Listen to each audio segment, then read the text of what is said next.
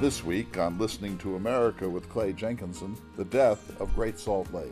My interview with Scott Baxter, the Henry David Thoreau of Great Salt Lake, about the possibility that the lake will die well before it dries up entirely. Mr. Baxter has spent the last decades of his life monitoring the lake as its levels diminish thanks to over-allocation and more recently the prolonged drought in the American West. With his future son-in-law, Baxter circumnavigated the lake several years ago by specially built kayaks. The toxic dust that is exposed by declining lake levels represents a respiratory problem for the citizens of Utah. That dust finds its way to the snowfields in the mountains east of Salt Lake City, damaging the ski industry and causing the snowpack to melt sooner than ever before. I asked Scott Baxter how the world will react if Great Salt Lake dies and how he will grieve the passing of this unique inland sea. All that and more on this week's Listening to America.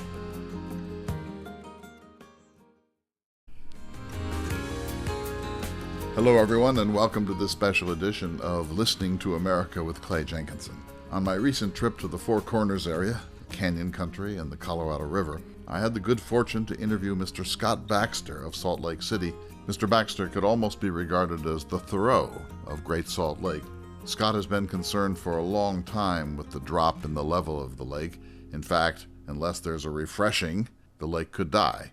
What follows are some of the highlights of the 2.5-hour interview I conducted with Scott Baxter in Salt Lake City. Scott, welcome to Listening to America. You know, most Americans regard Great Salt Lake as an interesting anomaly, a kind of smelly, useless lake out in the desert west of Salt Lake City. Why do we care about its decline? You know, I really thought the same thing. You know, I've paddled on that lake for 30 years now. I probably know it more intimately than just about anybody out there, except for maybe the brine shrimpers. They spend some time on the water in a hard time of year. But and I thought the same thing. You know, we dump all the treated sewage from the Wasatch Front into that lake. We have several mineral operations using evaporation to pull minerals out of the lake. Historically, there's been a lot of pollutants coming from major mines and going into the lake. And it is a terminal lake, so anything that goes into it stays there, so it just collects all this stuff. And yet it still had this vibrant life out there, basic in many ways, based primarily on brine shrimp and brine fly, which are the food source for the 10 million migratory birds that come through each spring and each fall and rely on the lake.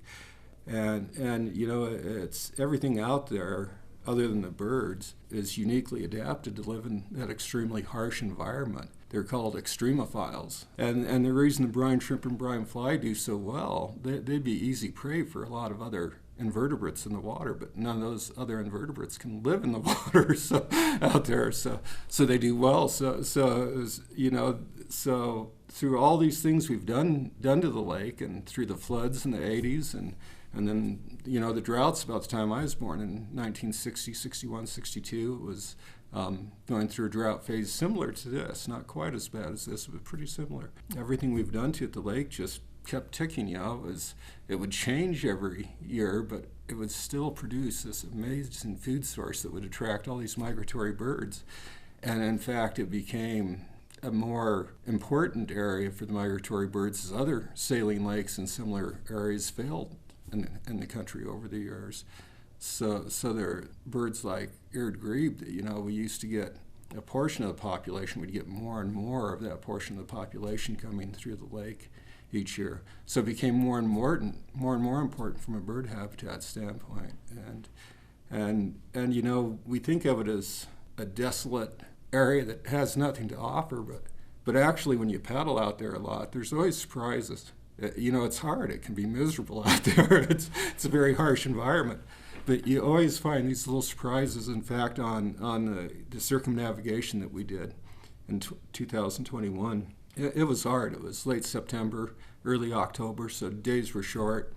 We're doing 30 miles a day, and the first few days were in pretty rough waves, so it was hard work. We were starting before the sun rose and paddling right up till sunset to find a campsite and move on, and it was fatiguing, especially at my age. Matt Kahabka, who was with me, was much younger. He was in his late 20s and absolute outdoor athlete.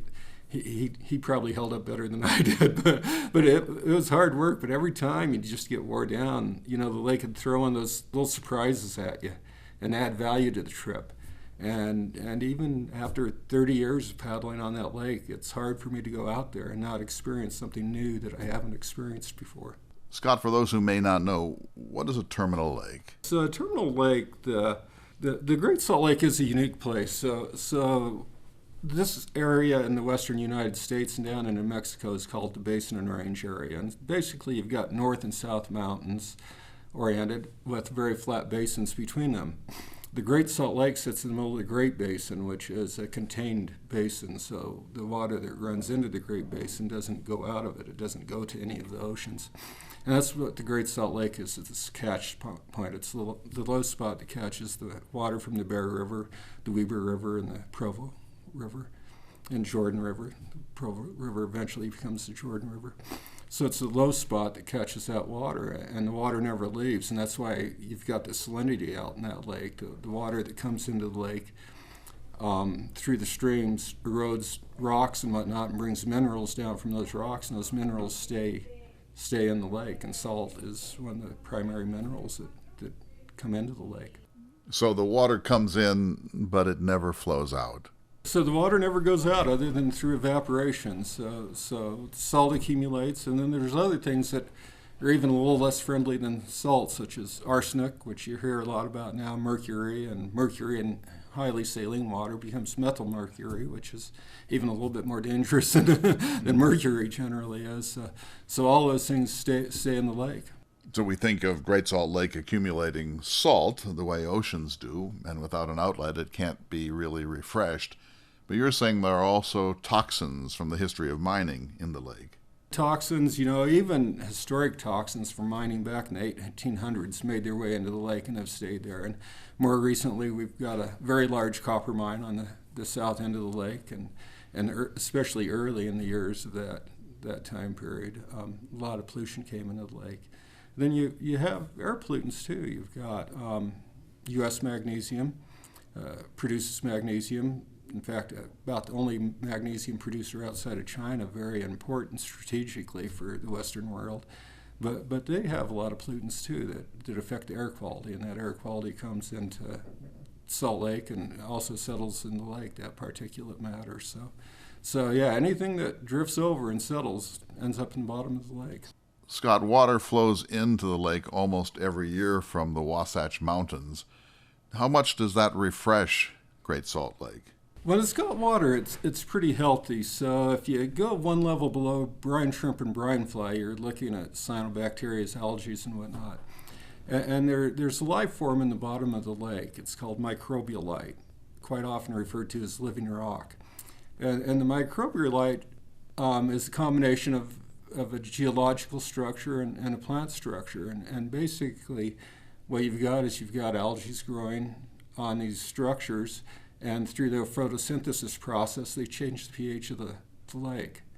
And calcium carbonate precipitates out when that happens. That builds the rock structure that these algae are growing on. And that's the food source primarily for the brine fly. The brine shrimp have a little bit bigger mouth, and they'll eat the floating algae and whatnot, but the brine fly live on those structures. And about 5-6 years ago, as the lake was receding, all of a sudden these structures that I could see when I paddled over the top of them, they were coming out of the water, and that was pretty exciting actually, to be able to walk up and look at them and whatnot. But what happens when a microbialite's exposed to the air is it dies. And we don't know how long it takes for them to grow again when the water comes back. We know ones that were exposed and then inundated as the water came up temporarily in the spring and exposed again over the last few years, they have not shown any sign of growing again. But we do know that the ones that were exposed in the 60s were alive as the lake came down again, because we were going down past the level where the water dropped to in the early 60s.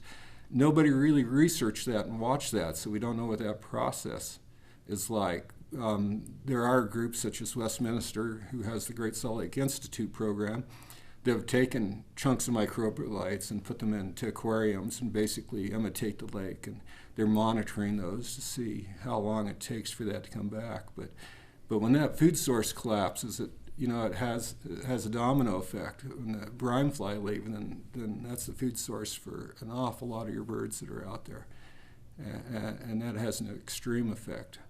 We lost about half of the microbialites in the lake when the railroad causeway was built. Initially, there was a trestle going across the lake, and when they built the earth railroad causeway going across the lake, it cut off the north end of the lake from the south end of the lake, essentially, so the water didn't mix. And there's no rivers that flow into that northwest side of the lake. So that became very saline, full saturation. When I paddle up there, the water's pinkish. It kind of looks like a raspberry lemonade because that's the cyanobacteria and algae that can grow there. It's a side effect of the life forms that can grow there. But salt will form on the hair, on your arms. Salt forms all along the edge of the kayak and your paddle at high water mark. And if you're paddling very long out there, it actually forms on the bottom of the boat. Creates a tremendous amount of drag. You have to get out and scrape it off and then continue on. So we lost a lot. Scott, just for our listeners' information, how big is Great Salt Lake? How deep? How many acre feet are contained in it? When the lake's at a normal level, about 10 feet higher than it is right now, it's about 75 miles long and about 35 miles across. So it's a good-sized lake. It's not a real deep lake because we're part of that basin and range topography here. So the deepest point on the lake at like I say, a normal level would be around 35 feet deep. And a lot of it's only about 6 or 8 feet deep, and that's all dry lake bed now because the lake's dropped so far. But yeah, I paddled from Antelope Island up to Fremont Island with Matt just before our trip. And it was, I hadn't been out on the lake all year. So the lake had dropped quite a bit since I'd been out there. And that's a 6-mile paddle, and in that 6-mile paddle, I would say there was only a mile that was more than 5 feet deep below us, and 6 miles of open water crossing. so it's getting pretty shallow. Aside from the millions of migratory birds, what are the other uses of Great Salt Lake? So there's a lot of mineral extraction on the lake, which is significant. There's a lot of economic impact. In fact, what we're experiencing today in Salt Lake, we have an incredible snowstorm hitting. A lot of that is being driven by a larger weather pattern, but what magnifies it right here is lake effect snow. That same lake effect snow contributes significantly to the ski industry in the state. And you've got the brine shrimp industry. It's not the only place that brine shrimp or brine shrimp cysts are harvested. There's salt lakes all over the world, but it's by far the largest place where brine shrimp are harvested. And 70% of the wetlands in the state of Utah are on the east and south side of the Great Salt Lake, and that creates an incredible area for duck hunting. The Bear River Migratory Bird Refuge, one of the more famous bird refuges in the country, is popular, obviously, with hunters, but with bird watchers all over. Scott, we need to take a short break. We'll be back in just a moment. You're listening to America with Clay Jenkinson.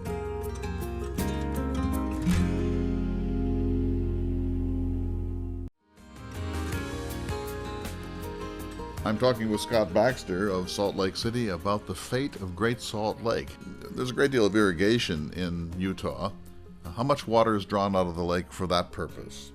Yeah, that's really the challenge. A lot of people think that the reason the lake is hitting the low level that it's hitting right now is because of climate change. And climate change is a contributor, definitely has been a contributor over the last few years.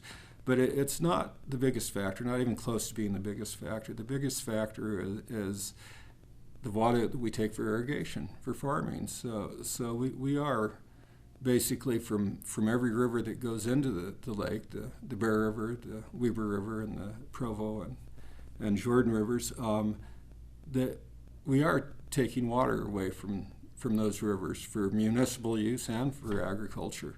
The lakes, Utah State did a really good study on this, and basically the lake's about 11 feet lower than it would be if it wasn't for the water we divert for municipal and agricultural use. Agriculture is 70 or 80% of that water, so that's a big portion of the water that gets drawn off of the lake and a big contributor. So that becomes a hard thing in the West, where you've got a culture that has kind of put agriculture up there with the Greek gods for the most part.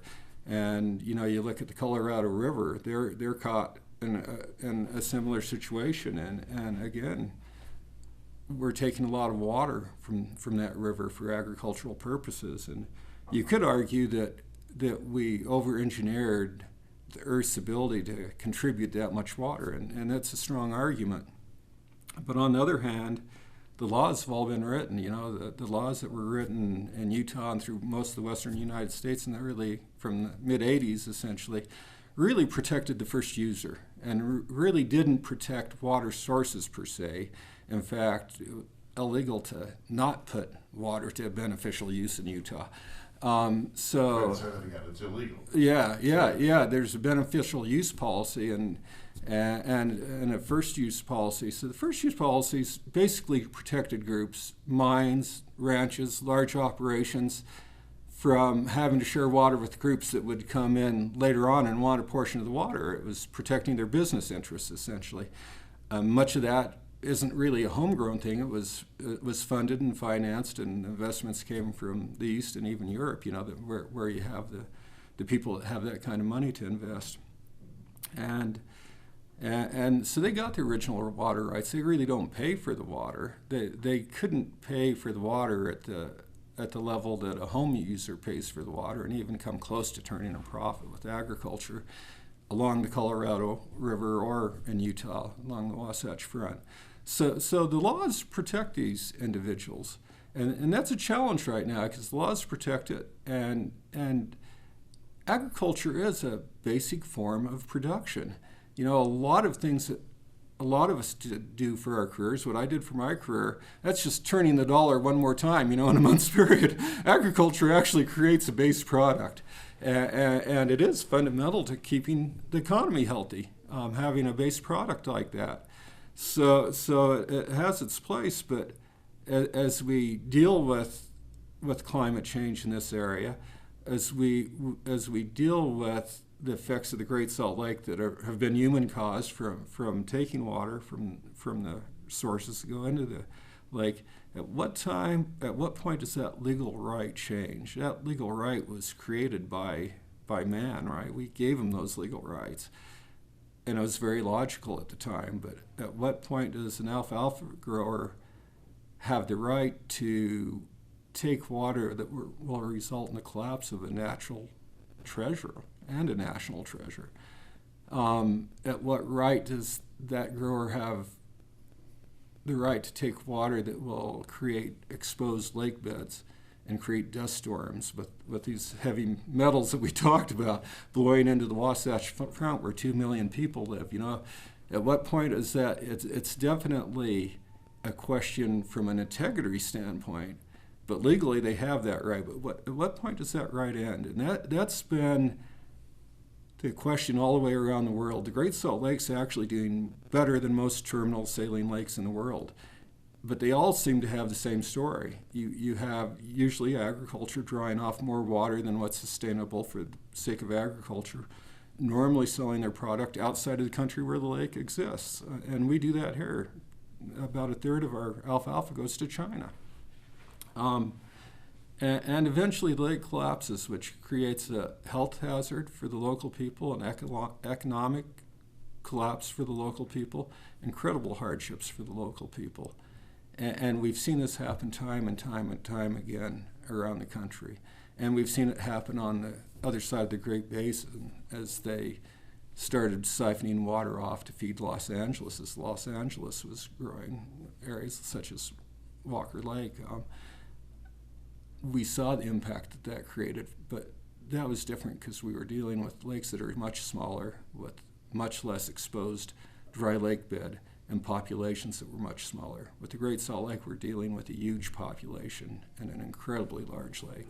So it's a different ballgame this go around. It could be serious. The water that's used for irrigation can't be coming out of Great Salt Lake itself. We must be talking about water that would otherwise go into the lake, right? Yeah, it's drawn off from the rivers. Once it hits the lake, it's really not usable except for mineral extraction. So you got to draw it off the rivers. The solution to the Great Salt Lake isn't to take the water away from agriculture. The solution is to get agriculture involved, to get industry involved, to get the environmentalists involved, to get the lawyers involved, to get the scientists involved, to get a large group of people involved to say, listen, we live in a desert, and we want people 100 years from now to have a good life in this desert.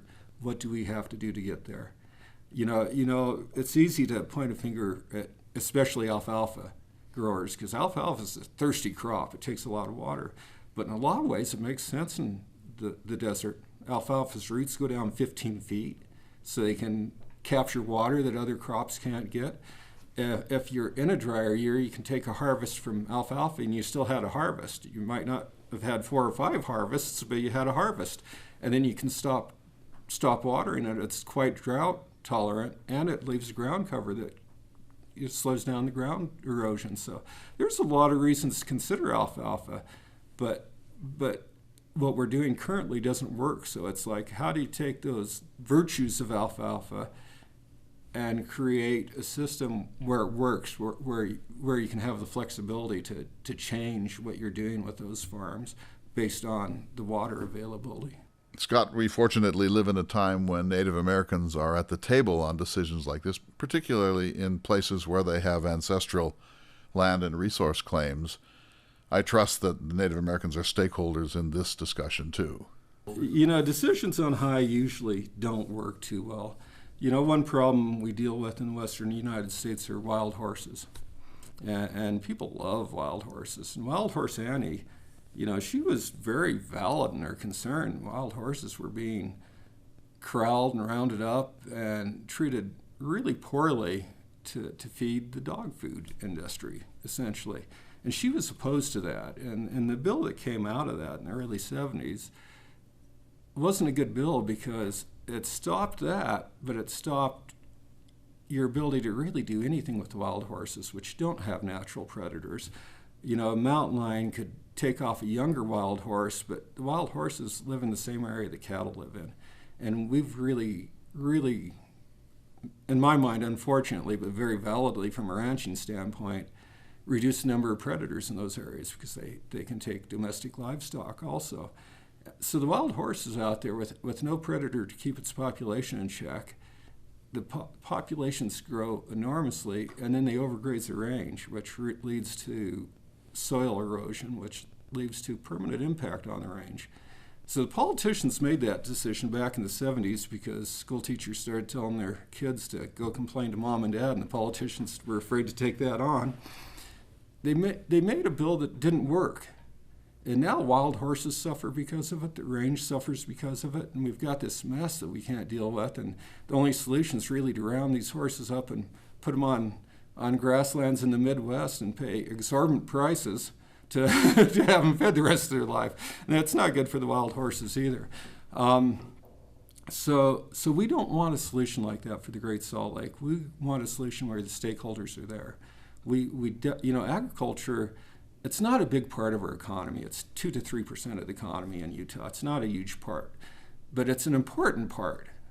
And anybody that's dealt with numbers as big as a state-level economy knows that even 2 or 3% it's a lot of money.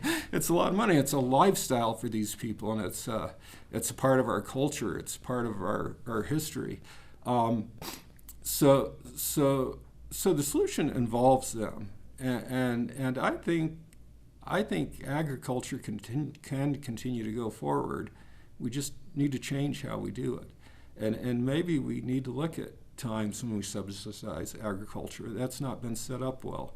You know, we're doing a pretty big experiment right now because just recently the state legislature changed the laws so that the groups could lease water to allow it to go to the Salt Lake, and that didn't go against the beneficial use policy, so it made it legal for that to happen, and they could allow waters committed to the Great Salt Lake.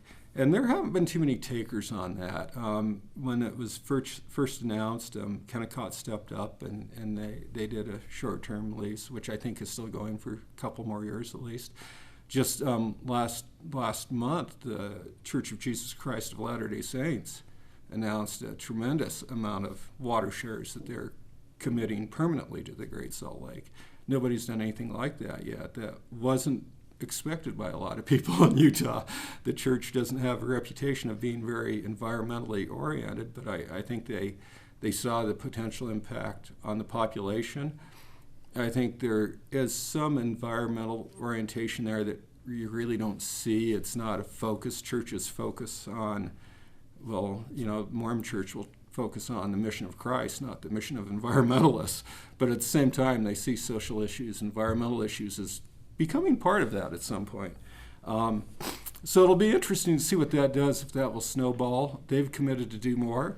They did a good job. They chose water that they had in an area that could flow through one of the prime wetlands also, so it will feed the wetland on its way to the lake. So you get double use there, and they can do it real quickly. One of the challenges with donating water to the lake is how do you shepherd it to the lake? If a farmer 4 allotments up on the stream decides to let the water go to the lake, the next farmers, they're going to grab that water. Water's in short supply. It's not going to make it to the lake without some real effort, to get it to the lake. And they put a lot of thought into this. So I think it has a good chance of being successful. I think it will give us a chance to work through all those administrative things that are hard to work through to make this actually work and make a difference for the lake to a small degree. I mean, it's really 2 or 3% of what's needed to really turn the lake around, but it's more significant than anything we've got. It's a good start. They definitely are. Darren Perry, a real good friend of mine who was a past commissioner of the Northwest Shoshone, speaks on this topic. He speaks somewhere pretty much every night of the week, but he speaks on this topic probably 2-3 times a week now. It's in high demand, hearing their viewpoints and their thoughts. We're getting more of the Native Americans represented in more areas. Ironically, the prime group, the prime task force they've put together to work on this lake has surprisingly some really good, knowledgeable people in fields where they have resources they can pull on to really bring knowledge to the table. They don't have any Native Americans, and they're getting a little bit of heat for that. And they should. They should.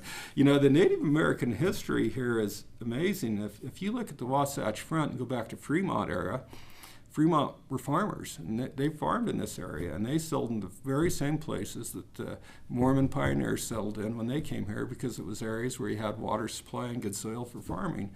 So every initial town that popped up in Utah was sitting right on top of an old Fremont village.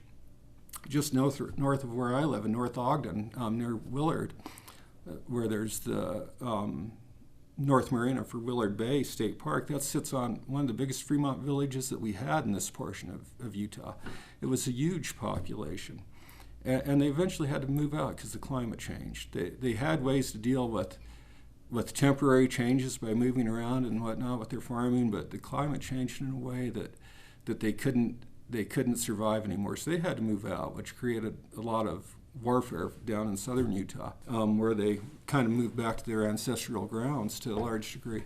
And that left a void here. You had one group of Native Americans, which we refer to as the promontory culture, that was pretty unique, probably more related to Navajo, quite frankly, than the tribes that you see in this area now.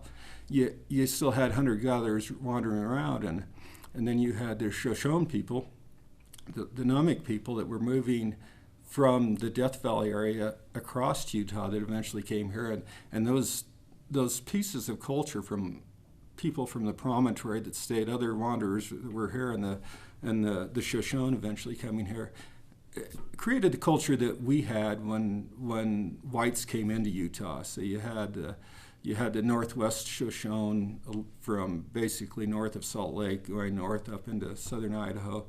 You had what we refer to as Utes that are really Timpanogos, and they speak the same language as the Shoshone, just slightly modified dialect. And you had them in the Provo area. And that was the culture. And then you had, if you get out to the west side of the lake, you had Paiute, which is all those are Shoshone. They come from the same root of people, speak essentially the same language. And that was the culture that was here when we got here. So the reason they survived when the Fremont couldn't is they became very good generalists. And they learned how to not just exploit farming and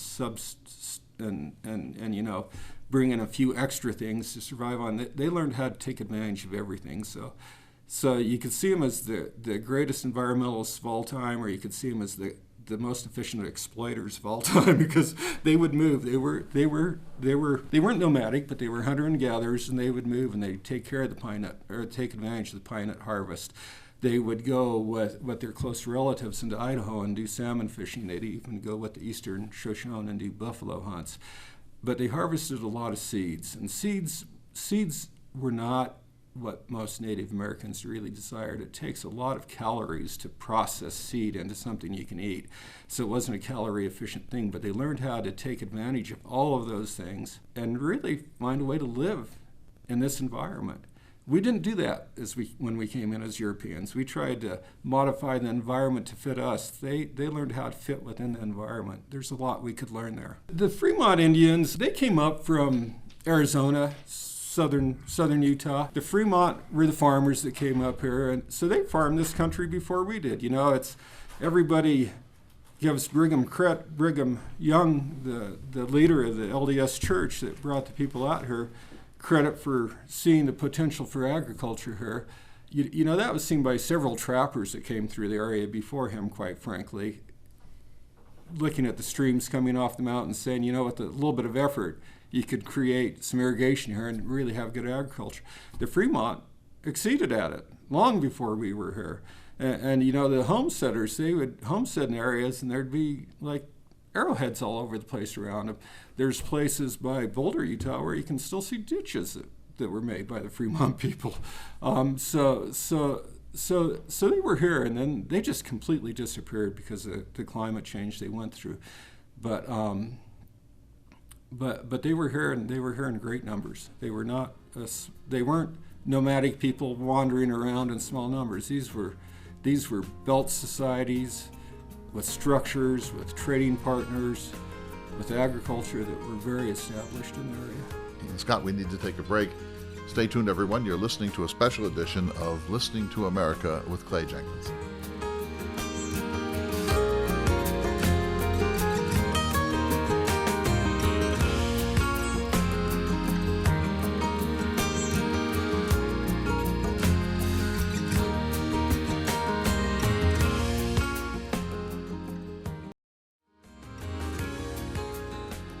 Welcome back to Listening to America. I'm talking with Scott Baxter of Salt Lake City. It was John C. Fremont, the explorer, who first understood the nature of the Great Basin. Scott, what do you think Brigham Young thought when he first saw Great Salt Lake? Well, so Brigham Young had some pretty good ideas. He knew what Fremont had seen, and after Fremont, other explorers came through that he could benefit from, and probably the biggest one, Joseph Smith was looking for a new home for his people. They had had very bad experiences in Missouri, Belt Nauvoo, Illinois, and were starting to have some very bad experience in Nauvoo. A lot of it was brought on by themselves. They'd move into an area with mass numbers, start buying up the land. It became a threat to people living around them. And they would do all of their basically purchasing within the group, so it would disrupt the local economies and whatnot. And they had plenty of strife internally too. When you look at the history of the LDS Church, people that were attracted to that church at that time period were people that weren't really fitting in strong in society. One thing that attracted to them was the chance to have a new start, to reestablish, to maybe be more of a part of a society than they had been, in addition to the religious feelings that they had about the experience. So you attracted a lot of poor people out of Europe, and you attracted a lot of the poor people out of especially the northeastern United States. And that's the group that he was dealing with. So they'd gone through these really bad experiences, and just like today, they're pretty disadvantaged people. So if they lose the house, they don't have any economic background or economic pillow to help them through those hard times. So he was looking for a place to move. The other problem he was having was a lot of internal strife within the church, other people trying to take over leadership of the church. Polygamy, a practice in the church at that time, was just becoming visible, and that became very controversial inside and outside of the church. So he was dealing with all those factors. So they looked in a lot of places. They were very interested in Texas. In fact, he sent a delegation to talk to Sam Houston. Sam Houston wasn't interested in having the LDS church there, move there. So when Fremont came through, he really came through in two different expeditions, and they got the basically the journals of the Fremont expeditions. They became very interested in it, and they worked very carefully with politicians that had access to these reports before they were even published. And they really pinpointed this area as being a primary area with potential that was basically not part of any other area that was going to grow, because what Joseph Smith and later Brigham Young was really looking for is a place where they could grow the church without being thrown out again like they'd experienced before. So that appealed to them. So they actually left Nauvoo for this area before the maps of the Fremont expedition were even available. The maps did catch up with them in a place they called Far West, but they actually left before they had the maps. But they were publishing excerpts of that journal and publications, even in public LDS publications in England. There were parts of that journal. So they were getting everybody primed up and saying, okay, we're going to move one more time, and this time it's going to work. We're not going to have to build and leave it again. And trying, that they knew that it's hard to change a lot of people.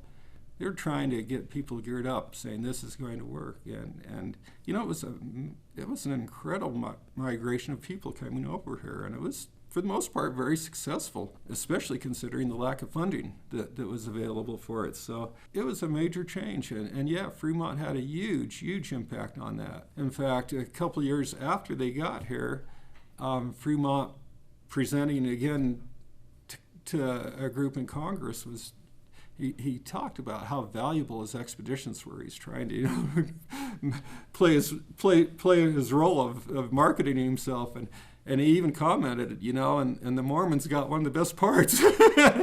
He said, I found all these things, and the Mormons got one of the best parts. That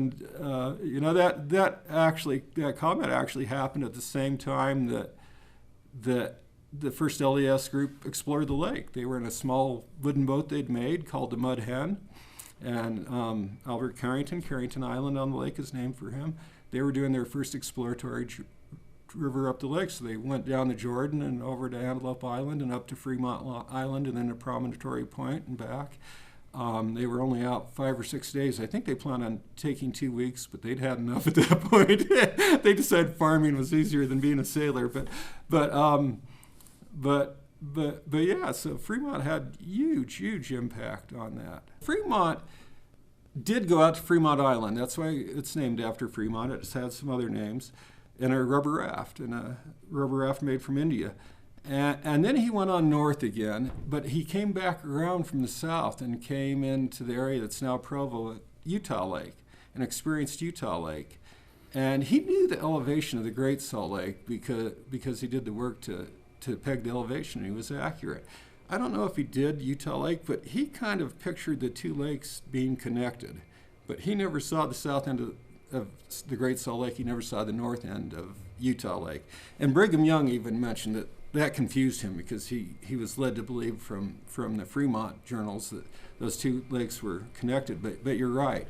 The Great Salt Lake, he knew that was a dead lake. In fact, the Mud Hen, before they did their trip on the Great Salt Lake, they went up to Utah Lake, because these were pioneers. They just came into Utah. They started making that boat right after they got here. And more people were following, and they needed food sources. And they knew that Utah Lake was a good fishery, again, from the Fremont expeditions. So they were very interested in going to Utah Lake. So they explored Utah Lake first, and actually had a very bad day fishing there. They didn't catch much. Scott, let me change the direction of our conversation just a little bit. John Wesley Powell came out to this region in the late 1860s and the 1870s. He understood the questions of water in the West more than anybody else of his time, except possibly Native Americans. Powell was a friend of Brigham Young, and he greatly admired Mormon irrigation practices. What do you know about that? Powell was a person that had to basically justify his expenses of coming out here and doing expeditions too. And the expeditions, we didn't send people on expeditions to go out and find rare species of animals. They were sent out here to find resources that could be exploited. I mean, and he was the same. So yeah, he, you know, where he's kind of our grandfather of the Colorado River, he's also the one that really pushed use of that water for irrigation. So the big question was, yeah, you found this big river, but it runs through a desert. Can anything grow there? So the example of the Mormons being able to grow crops on the Wasatch Front was huge to him to say, yes, this can happen. This can be successful. I'm not a meteorologist, but that's what they tell us. That's what they tell us. That will definitely make it decline. In fact, we've had a surprisingly significant amount of lake effect snow just the last month. But I think the reason for that, a lot of these dry lake beds do have water on them now. So you do have water evaporation happening there because we've had a very good winter. So you do have kind of an expanded surface. It's not going to last long, but it is, I think it is adding some additional snow to the lake effect snow. But yeah, so we're in this declining resources situation. You know, having been a guide and still spending a lot of time in the outdoors, there are several things you look at to say, when are we in trouble? You know, and one of those things you look at is when you have fewer good choices to make.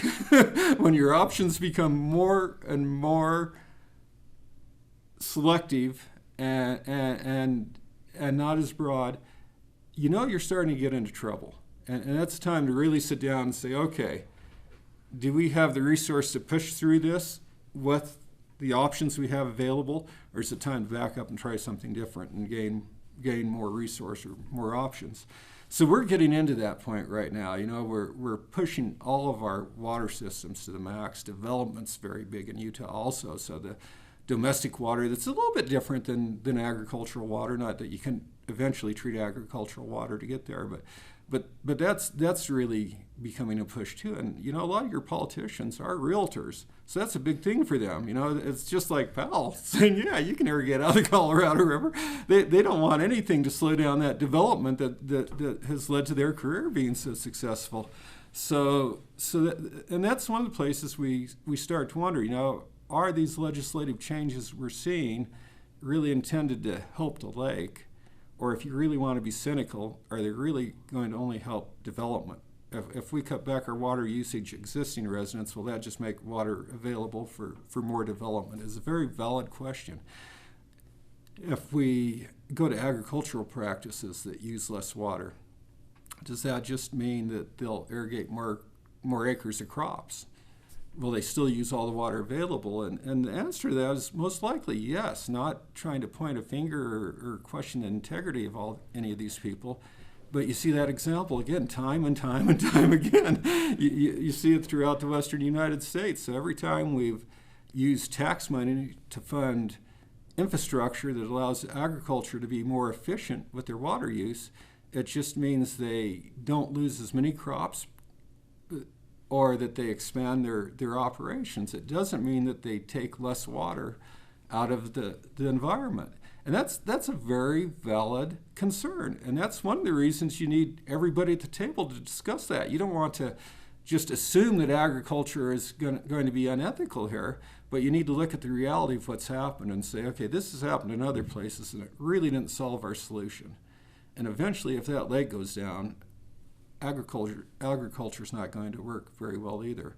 In fact, I'm really concerned the lake gets a very, very small percentage of water from seepage coming through the ground to the lake. As we pump more and more areas around the lake, what's the possibility that flow could change? Then you've got the saline water contaminating your groundwater coming up in these pumps on these fields. It could be catastrophic. And it could happen if we continue to suck this area dry.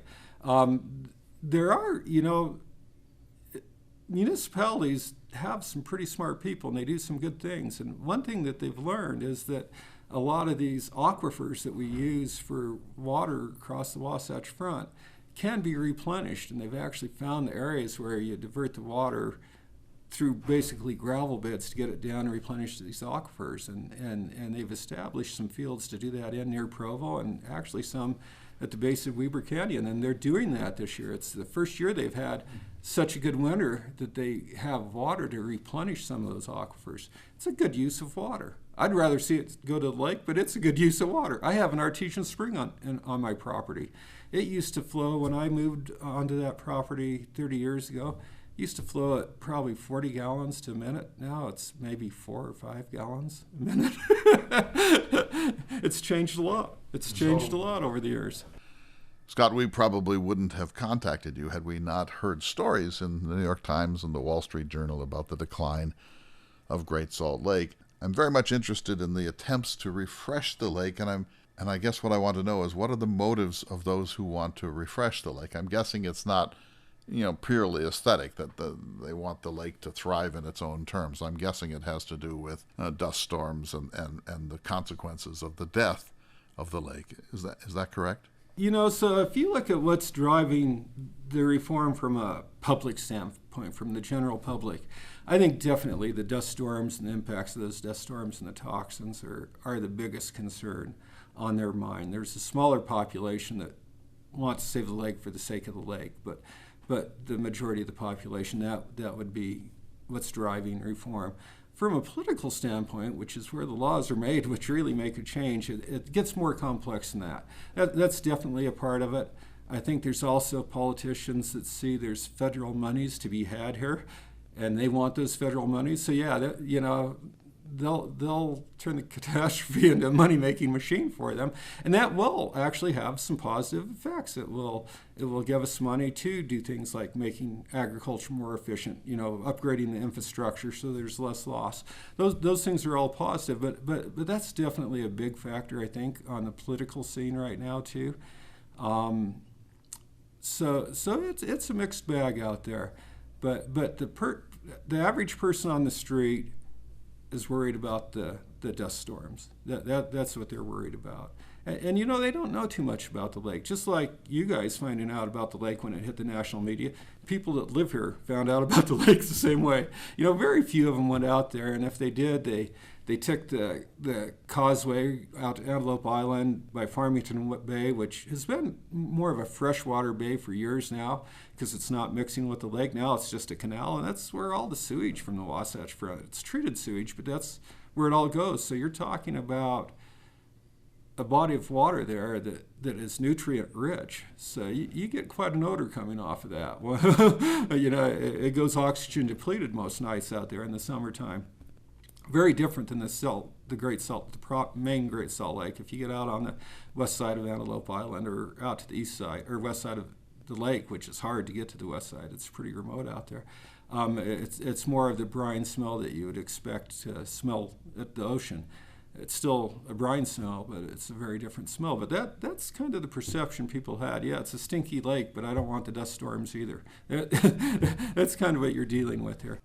Scott, I've never lived in Utah, but it's always been my impression, as somebody really interested in the resources of the American West, that the people of Utah, the people of Salt Lake City, sort of take the lake for granted. They don't spend a lot of recreational time at it. It's not ideal for picnics.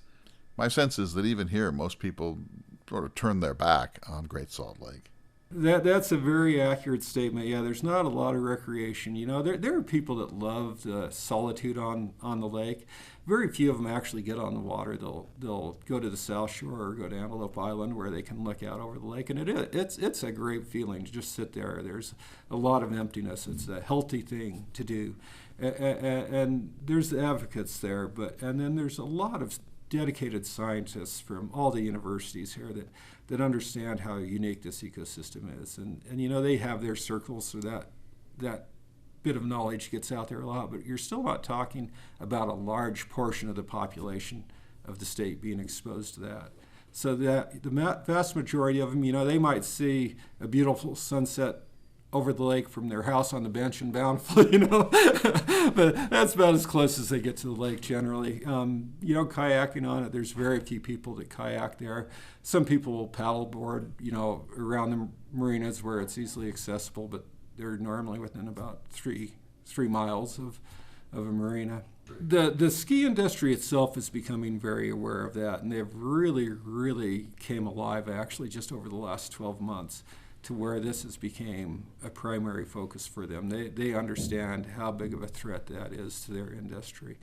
And they are politically connected, so that does give you some political clout. Most of the groups that care about the lake don't have any political clout whatsoever, but the ski industry clearly understands it's a threat.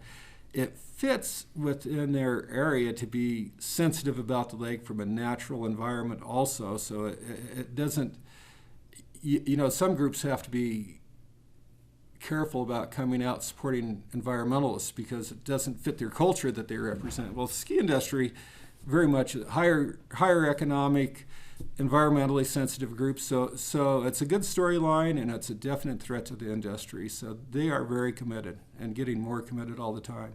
Scott Baxter, thank you. What an honor to interview you about your love affair with Great Salt Lake and this extraordinary adventure you had with Matt. I hope we have many more conversations as the issue of water in the West continues to unfold. I wish you well in all that you do. Thank you. And to all of our listeners, we'll see you next week for another important edition of Listening to America.